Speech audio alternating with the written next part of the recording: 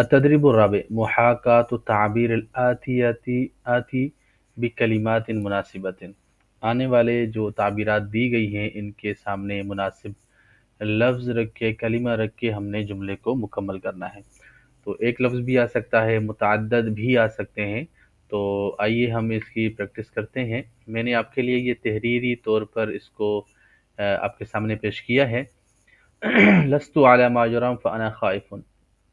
علی ما یرام یعنی اپنی اصل اوریجنل کیفیت پر، یعنی نارمل کیفیت پر نہیں ہوں،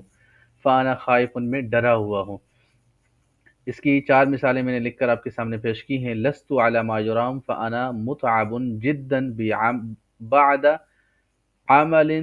طویل، میں بہت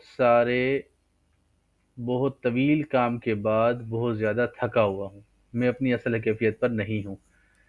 لست علی ما یرام، میں اپنی اصل کیفیت پر نہیں ہوں۔ فانا بحاجۃ الی قسط من الراحۃ، میں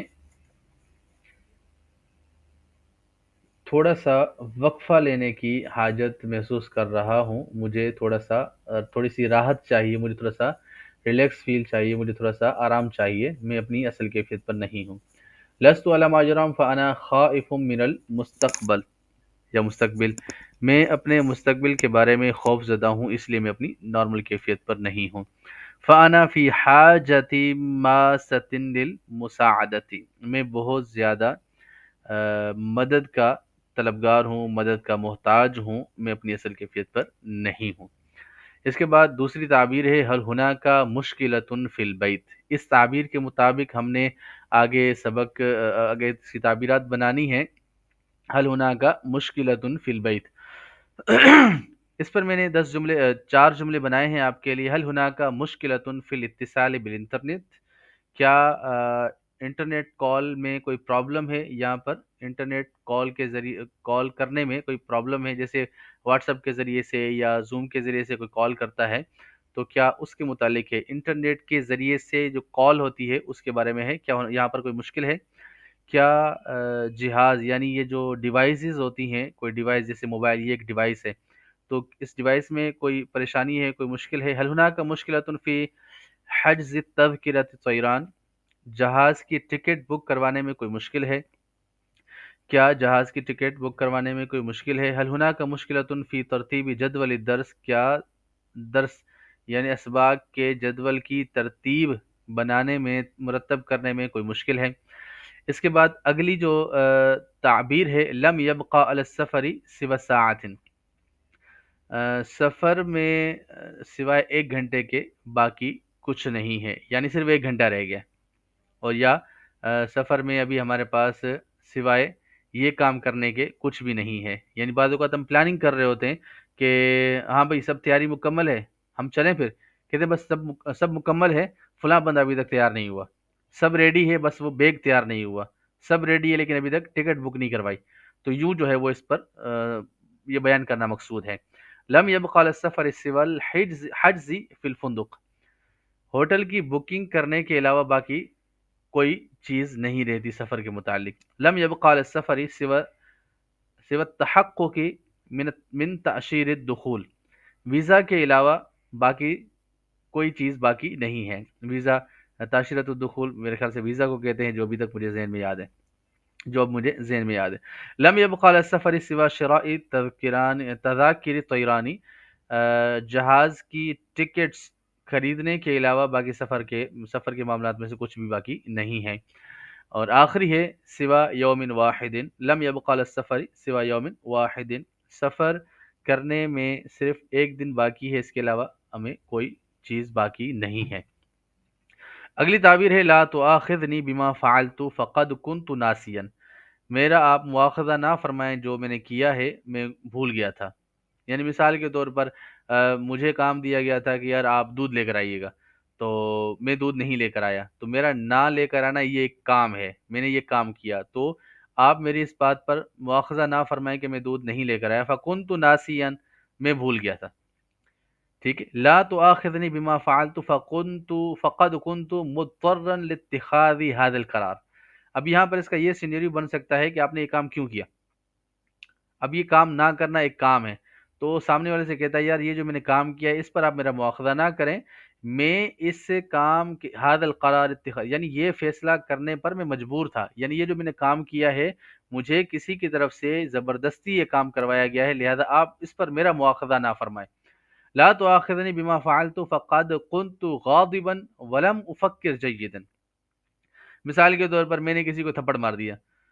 میں نے چھوٹے بھائی کو تھپڑ مار دیا، ابو نے مجھ سے پوچھا ابو میری گرفت کرنا چاہ رہے ہیں، تو میں اس کو کہتا ہوں ابو جی مجھے معاف فرما دیں، میرا مواخذہ نہ فرمائیں، میں نے بھائی کو تھپڑ مارا ہے، فقد كنت غاضبا ولم افکر جیدا، میں غصے میں تھا، میں نے سوچا ہی نہیں میں صحیح کر رہا ہوں یا غلط کر رہا ہوں، تو میں نے اچھے طریقے سے اس کے بارے میں غور و فکر نہیں کیا اور بغیر سوچے سمجھے چھوٹے بھائی کو میں نے تھپڑ مار دیا۔ یہ میں سینیریو سمجھا رہا ہوں تاکہ آپ کو یہ تعبیر سمجھ میں آ جائے۔ لا تؤاخذنی بما فعلت فقد كنت مشغولا بمشاکل اخرى فی ذلك الوقت۔ اب مثال کے طور پر آپ کو کسی نے کہا کہ یار 8 بجے آپ نے فیضان مدینہ پہنچ جانا ہے، آپ نہیں پہنچے، آپ کے ذمہ دار نے کہا کہ یار آپ کیا معاملہ ہے، آپ کو کام دیتے ہیں آپ کرتے ہی نہیں ہو، آپ وقت پر نہیں آتے، تو اس سے وہ کہتے ہیں یار آپ میری اس پر مواخذہ نہ فرمائیں، گرفت نہ فرمائیں، جو میں نے تاخیر کی ہے میں اصل میں کسی دوسرے کام میں مشغول تھا اس وقت میں، یعنی 8 بجے میں اس وجہ سے نہیں پہنچ سکا کہ 8 بجے میں نے بچوں کو اسکول چھوڑنا ہوتا ہے، یہ مثال دے رہا ہوں سمجھانے کے لیے، تو یہ دوسرا کام تھا، میں دوسرے کام میں مشغول تھا اس وقت میں یعنی 8 بجے میں، اس وجہ سے میں 8 بجے نہیں پہنچ سکا، میں ابھی 9 بجے پہنچا ہوں سمجھانے کے لیے۔ لا تؤاخذنی بما فعلت فقد كنت متخوفا من العواقب۔ اب مثال کے طور پر کسی شخص کو کہا گیا تھا یار یہ کام کر لینا، لیکن اس نے نہیں کیا، کسی نے یوں سمجھ لیں کہ کسی شخص نے کہا کہ یار وہ فلاں کا موبائل جو ہے نا وہ رکھا ہوا ہے یہ لے کر آؤ، اب اس کو ڈر تھا کہ کہیں مجھ پر چوری کا الزام نہ لگ جائے، اس کو ڈر تھا کہ کہیں موبائل اٹھاؤں کوئی پکڑ کے اس کو مارے نہ، تو اگر اس نے نہیں اٹھایا تو اس کا مواخذہ ہو رہا ہے، اس کو کہا یار کیوں نہیں کیا تم نے یہ، تو وہ سامنے والا کہتا ہے میری اس بات پر گرفت نہ فرمائے، مجھے اس کے انجام کا خوف تھا، مجھے ڈر تھا کہ یار میں کہیں پکڑا نہ جاؤں، تو اس طرح کی اس کی تعبیر مراد ہے۔ آگے ہے حل انت جاد فی قولک، کیا آپ اپنے بات میں سیریس ہیں، آپ نے جو بات کی ہے وہ واقعی آپ اس میں سیریس ہیں، جیسے حل انت جاد فی العمل علی تطویر مہاراتک الشخصیہ، کیا آپ واقعی سیریس ہیں کہ اپنے کام کے جو کام ہے اس کام میں اپنی ذاتی جو پرفارمنس ہے اس کے اندر آپ مہارت حاصل کرنا چاہتے ہیں، واقعی آپ عمل کرنا چاہتے ہیں۔ حل انت جاد فی العمل، کیا آپ اپنے کام میں کیا آپ کام میں سیریس ہیں، کس میں، اعلیٰ تطویری مہاراتی کا شخصیہ، اپنی ذاتی مہارات کو ترقی دینے میں، ان کے اندر امپرومنٹ لانے میں۔ حل انت جاد فی تحقیق اہدافک المہنیہ،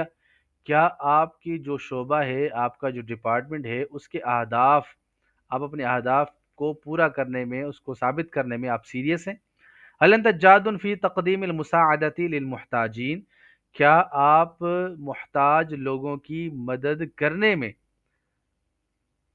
آپ سیریس ہیں۔ هل انت جاد فی تطویر مشروعک شخصیہ، کیا اپنی ذاتی فیکٹری ذاتی کمپنی کو بلند کرنے کے لیے اس کو ترقی دینے کے لیے آپ واقعی سیریس ہیں۔ هل انت جاد، کیا آپ سیریس ہیں، آپ کو ایک ٹارگیٹ دیا گیا ہے کہ آپ نے یہ کام 10 بجے مکمل کر لینا ہے، آپ کو کوئی کہتا ہے یار جلدی کرو نکلنا بھی ہے، آپ اس کو یہ کہہ سکتے ہیں لیس هناک متسع من الوقت لاکمال هذا المشروع قبل الموعد، یعنی 10 بجے سے پہلے پہلے اس کام کے یعنی مقررہ وقت سے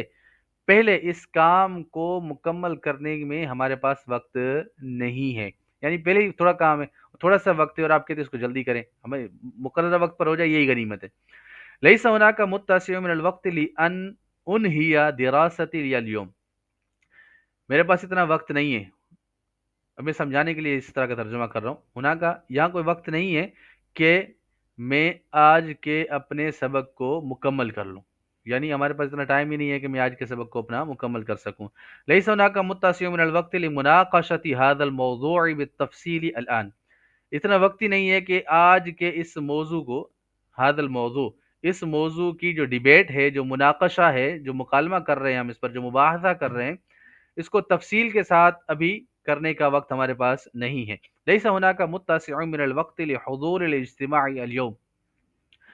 آج کے اجتماع میں حاضر ہونے کے لیے ہمارے پاس آج وقت نہیں ہے۔ ليس هناك متسع من الوقت، اتنا وقت نہیں ہے کہ ہم آج کے اجتماع میں حاضر ہو سکیں۔